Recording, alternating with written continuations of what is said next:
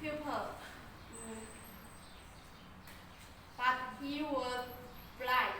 He did not believe, or he did not believe, or he did not sorry for himself because he was blind and kept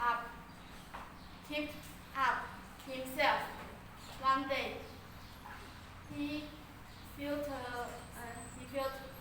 a hot in his robe. He tried to move it, but found it very difficult.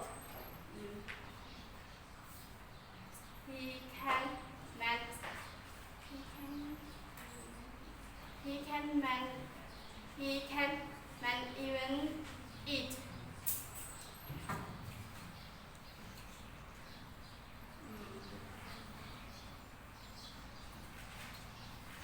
The Buddha comes to him room, treat the needle for him.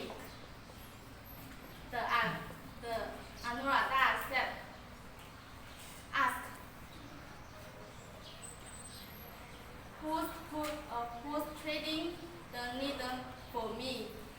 It is the Buddha. The Buddha replied, where he was moving the trade. Anuradha felt really happy and moved and was moved the cheese, helping other people.